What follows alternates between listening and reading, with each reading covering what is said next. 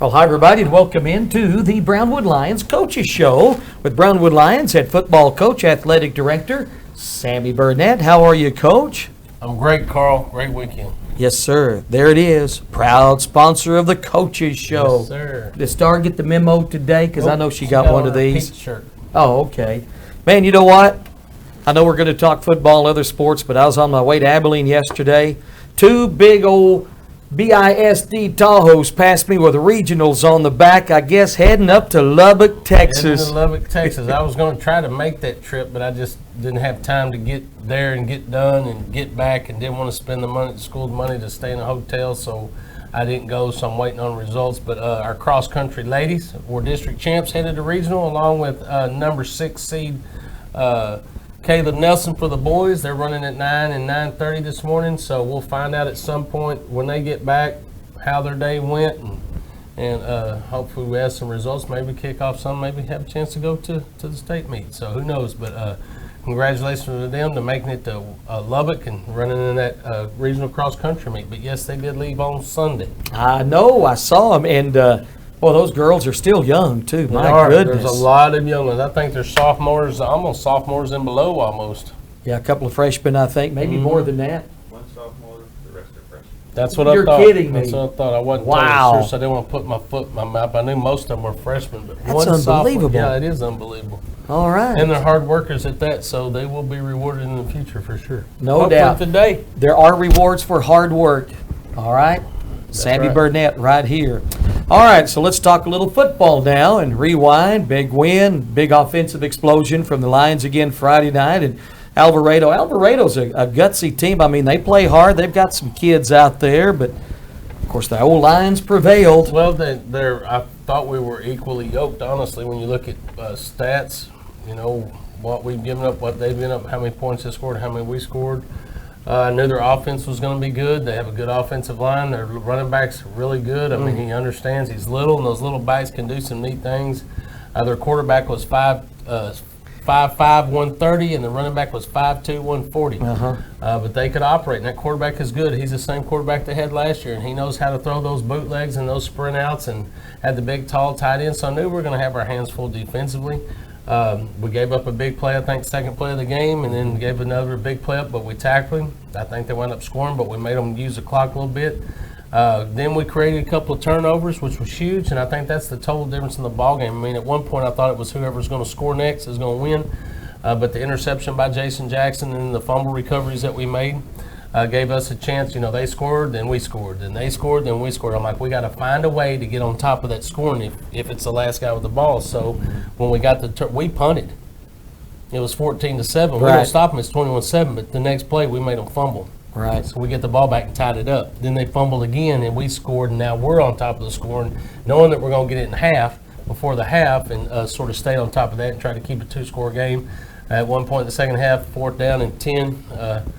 Made a great play call, scored a touchdown to keep us up, you know, so we wouldn't have to worry about, the chance of them tying it up must go into overtime. So it was real pleased with the way our kids played offensively. They showed us some different fronts and did some different things, some double twos and slants that we weren't ready for, didn't practice as much as we thought we'd see it. But I thought they sipped it out. I thought Conlon ran the ball really well. I thought Chance ran the ball well, and I thought he made some good plays. We had some pressures, and he scrambled out of the pocket, kept his eyes down the field, threw a touchdown to Case Markham, which I thought was big. Oh, yeah. Threw a touchdown to the post route to Thad Hines, and Thad stuck his foot and went up there and got a rebound. What I tell him to go do, get rebounds and pull the ball in the air, and didn't let the defender make a play, so I thought we were rocking and rolling there. Still some things we want to work on defensively, trying to get off the field and get those big plays from hurting us. So that we can be successful and maybe one of these days stretch out a lead. But very proud of our kids. Had our backs in squads. The game we had to win to keep our playoff drives going, what we feel. And they were victorious, and now we're back to work trying to do it again this week. Absolutely. Life is coming to Gordonwood Stadium. Waxahachie Life, they've struggled, I think, 1-7 this year. I think they beat North Dallas or somebody who hasn't won a game in like 100 years. But you know what? They've got some athletes, and we'll talk more about Life on Yeah, they do. Wednesday. They do have some athletes, and it was 0-0 with them and Steveville in the first quarter. Yeah, I exactly. mean, they have some athletes, and they can play when they put their minds to doing so. So I think it's a type of team you better get up on early and take away their will to win early, or put doubt in their mind, because if they get that mojo going, they got some athletes and they can play. They just haven't put it together this year. Well, a win for us and a loss in the next two games for Alvarado, which they've got La Vega and Heritage. Then we're back in the playoffs. It doesn't matter because we win Friday record-wise. We would get them head-to-head, so all right. It's all good. Yep. If y'all come out, tell people how they can get tickets. We need the support Friday night.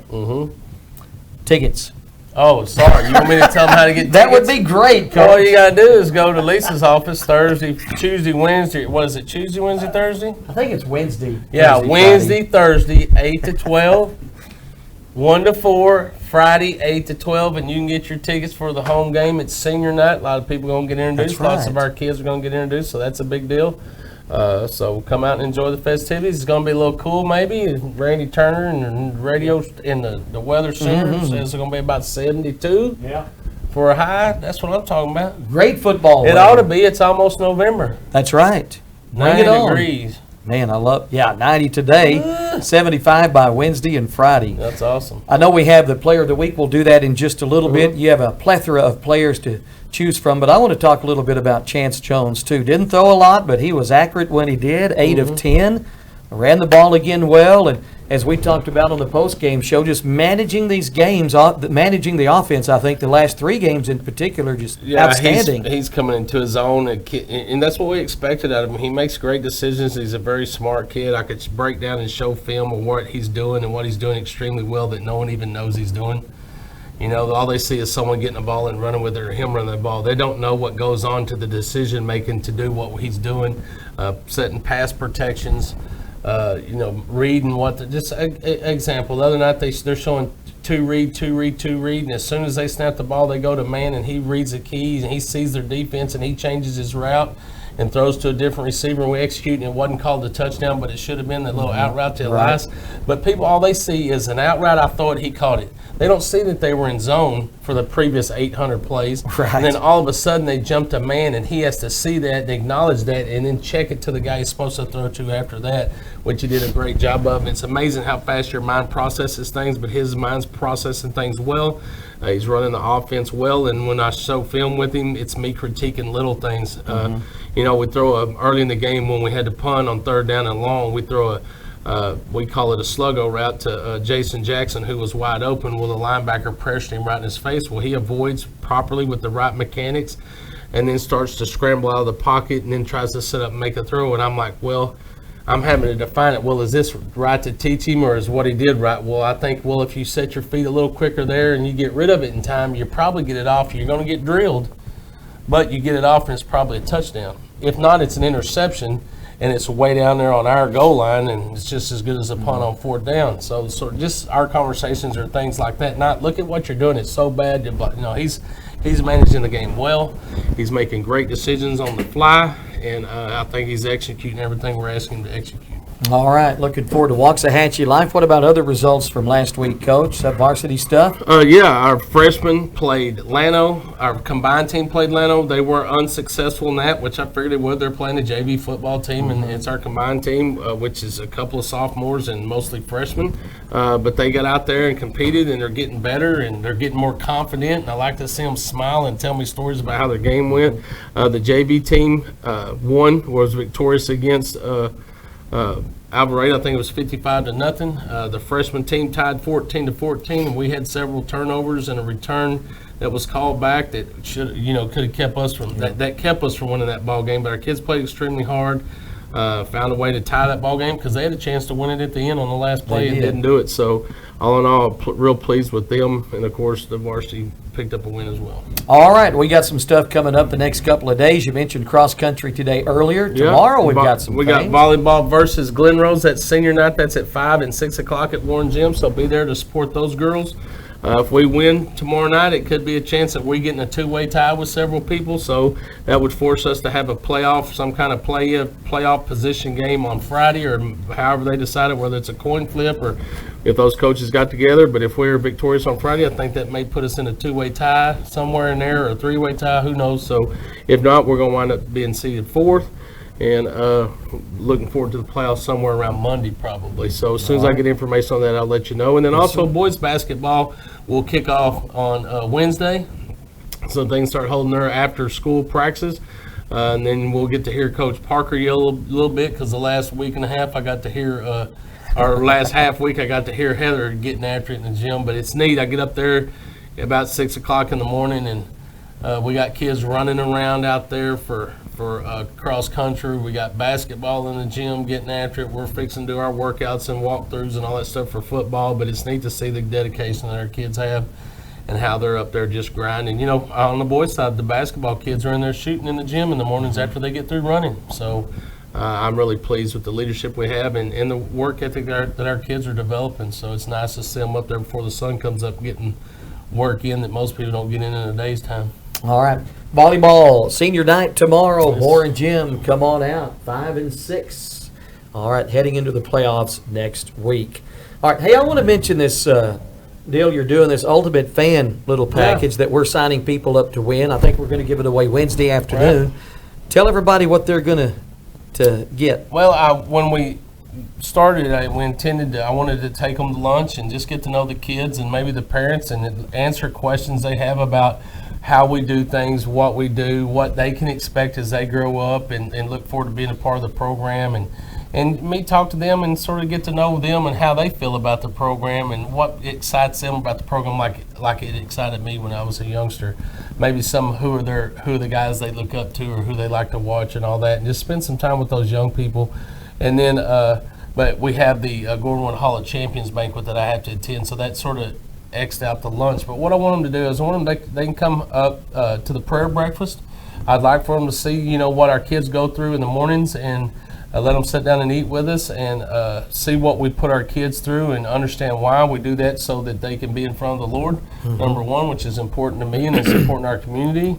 And then also make sure that they're fed a meal that they can play on the night before, and our local churches do an amazing job of feeding our kids. It's awesome. And knowing that those kids are getting to eat breakfast that morning. And then there's always a message from someone from the church, and then always give a message as well to talk to our kids about team and life and the future and that kind of stuff, to really focus their mind. And then go through the day, let them come up and see our walkthroughs, how we prepare before the game, let them hang out in the locker room, let them see the kids dress, whatever, just see what they go through, look at their uniforms, and then go through the walkthroughs with us. And if they want to see that, see how we prepare, and then ride over on the bus with them, you know, to get to the game and hang out in the locker room and just on all access, see what we're about, what we do. And you know, they're going to let those little ones come out of the tunnel with them and get to experience that and give them something to look forward to in the future. I remember when I was little and I got to run through that tunnel, and man, it meant so much to me then, and how much it means now that I'm a player. And then when they're gone, they have those memories, and let them have access to the sideline and listen to the coaches and the kids react and how that goes, and just sort of be a full all-access part of, you know, what it is to be a Brownwood Lion and what goes on to just not show up to the game and see the kickoff and see the ending, but see the day in and day out things of being a Brownwood Lion. So, well, we appreciate you doing that. It's preferably for a kid 12 and under and their parent or guardian with them. So be listening for chances to sign up and win that ultimate Brownwood Lion fans package. Cool stuff. Yeah, it is a neat thing. It really is. All right, let's move on. Triple T Player of the Week. There it is. Triple T Player of the Week. I keep pointing the wrong way. There it is. Right there. Star put it up. That would be Junior Martinez. Hey, Junior. Junior Martinez, our kicker, punter, extra point kicker, field goal kicker. He does a great job of it. He also snaps in practices and plays quarterback in practice. He can actually throw the ball pretty good. Really? Yeah, he's a good athlete. Wow. Does a great job of kicking. I mean, he had 8 extra points, so he had 8 points himself. I didn't have time to find his yearly totals, but I only think he's missed 1 or 2 kicks. And they weren't his fault. Yeah. One was blocked, one was not put on the tee. That's right. Very solid. He's had a game winner. kicks off exceptionally well, puts it where we ask him to do, and that's another thing that people think, oh, you just kick it down there and you run down there and tackle. No, there's a whole lot more to it than that. Junior does a great job of that, and he's a cool, calm, and collected kid. He punts the ball extremely well. He doesn't let things bother him, doesn't let pressure bother him. He just catches the ball, does what he's asked to do, and punts, and does a great job with the extra point and field goals. And he's an extremely valuable young man to our team. I mean, if we scored 300 points this year, he probably has 50 himself. Somewhere in there, you'd have to look and see the numbers, but he has a lot of the points. So he's been a candidate for a lot of weeks, to be honest, and this was his time. I thought he did a great job, very consistent. It's easy to overlook him, but man, he's an outstanding young man, number one. But player of the week, Junior Martinez. There you go. Well deserving for the sophomore, by the way. Yeah, this young man may have a bright future in kicking. That's true. Every year his legs getting stronger and stronger. He kicked well as a freshman, but he's a freshman. He's 13, 14 years old. Now he's getting a little stronger leg as a sophomore. I can't wait to see him as a senior. All right, I'm excited about watching him too, as you said, progress over the next 2 years and maybe even beyond that. So we shall see. That's right. Kickers are in demand. That's right. We got a kicker here in town that should be in demand, I would think. I don't understand that. He's had 2 or 3 workouts, but every time he's had an opportunity to kick, we're talking about Matt McCrane, of course, but every time he's had an opportunity to kick, he's been nothing but successful. He went to Chicago the other day. Nailed it. Nothing but successful. 56-yard field goal and just, man. So anyway. Sometimes you just don't know how people think, but it's like I told Matt and his bride as they spoke at a FCA clinic, the Lord has a plan. Amen. And he'll reveal his plan to him as he does to all of us. So just keep fighting a good fight. When the door's open, be ready to run through it and be confident in who you are and what you do. And he's that to a T. But what a great opportunity to have him in our back in our community. But we're all sort of rooting that he does get that call one day and he gets to go rewarded for his hard work and efforts, because he's definitely capable. There's no doubt. Oh, there's no doubt. All right. Speaking of kickers, Mike Smith, one of those going into the Gordonwood Hall of Champions. You know Mike well and played with him. And he could kick as well. Yeah, and hit the ball pretty well. Yes, he could. Just don't talk about any more of that. Huh? Okay. No, yes, Michael's an outstanding football player. Matter of fact, he kicked one back when we had the old scoreboard. When I was playing, he kicked the ball so far, and it went left through the uprights, and we had a scoreboard, and it had a Nathan's Jeweler sign on it. He kicked it, hit that sign, and punched a hole in it. So that was Mike Smith's hole in the sign. Great kicker for us, kicked off, did extra points. Matter of fact, we played Wichita Falls Hershey. We're driving down to get inside the 20 to get a possession. That would put us in the lead of possession. So if we tied them, we win, and we wound up going down, and he wound up kicking a field goal, and a big field goal to help us win that game, and didn't have to worry about tying. So it's exciting to see him, and I'm looking forward to Friday. I know Coach Allen's going to be in, and neat because I played for him, and Mike is going to be in. Chastain, Luke Chastain is neat because now he's father-son. Kurtz, and it's going to be neat to see that. So I'm excited. The whole thing, I'm ready for our kids to see it. Casey Paul. Our sophomores that were up on the varsity last year Casey Paul was a great one. There's several more. And the first trainer ever is going in, Val Rose. Yes, Val's going in, and that's well deserved. And it's neat to see an eclectic variety of people coming in. It's not just a football player. We've had women included. Yeah. Now we're having trainers. We're having coaches included. I think that's a big deal. So it's going to be fun. And it's neat because our sophomores never saw that. They've never been to one because we didn't have one last year. They're juniors this year. Once they go to that and they listen to those people that played for Brownwood and they hear how special and how meaningful it is to be a Brownwood Lion and to leave this place and how it's impacted their lives and how they've become successful because of the programs they're in, it only helps me and our coaching staff reinforce to our kids. So I'm excited the fact that our juniors now are going to have a chance to see those guys because they didn't get to see them last year. And our seniors as well, because some of those guys didn't have a chance to see. Yeah, you always bring the players. You said not last year in their blazers, all dressed up and supporting those inductees this year. We do have tickets here at KOXE. Get your tickets. It's a neat deal. You get a free catered, or you get a catered meal with that ticket. That's right. And it's always good. Great. Oh yeah. It's great. But it's a neat experience. Period, man. If you're wondering what it's like, get you a ticket. It's a neat deal. It really is. Like what Scott McDaniel said when he learned that Val Rhodes was going in as a trainer, he said, maybe there's hope for me. He was the trainer at 81 season when they won the state championship. Yeah, him and John Rainey. All right. Man, great stuff today. Oh, NASCAR update. Monday evening NASCAR report. We're going to thank Kyle Larson. There he is right there, number 5. You know, if he wasn't number 5, I probably wouldn't cheer for him. But no, he's a great guy. He won his second race in the playoffs in this round, so congratulations to him. I'm happy for him because Kyle Busch was like 4 laps down. He smacked the wall like twice. He was having trouble, but the race is not always won by the swift, but the one that keeps on running.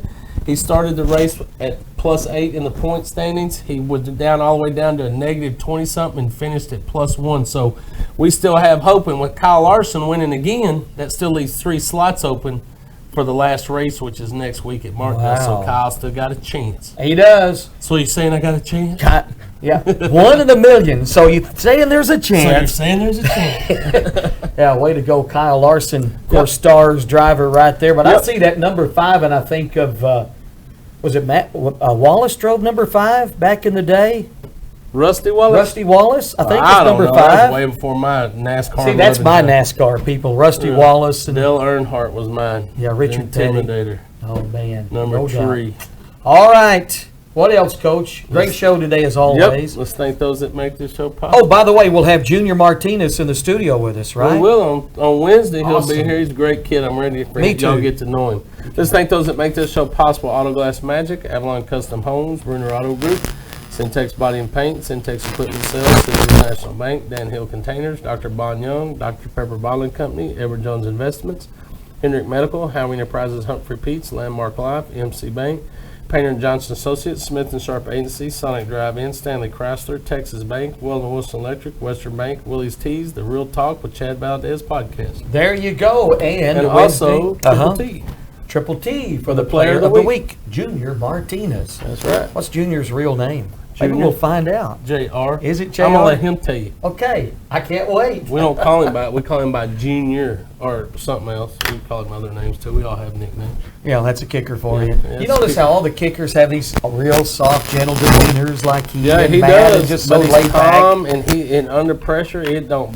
We're at practice the other day. Every day after practice, we make our kickers kick 10 in a row without a miss. If Wow. they miss on number 9, they start over. Oh wow! So me and Coach Howard sit out with them. We get to heckle them and do all that. We actually build good relationships with the snappers, holders, and kickers. And Junior doesn't care. I'm like, Junior, if it's in the game and we need to put on a hash, which hash you want on? Coach, I don't care. It don't matter to me. Just put it Wow. out there. I'll kick it. Awesome! Can't wait to meet him. Yeah, Talk he's a to him good on kid. Wednesday. All right, Coach. We'll see you on Wednesday. You bet. Have a great day, Brownwood. Brownwood Lions head football coach, athletic director Sammy Burnett on the Coaches Show every Monday and Wednesday at this time here on KOXE 1013. Video streamed on the KOXE KBWD Facebook page and KOXE.com.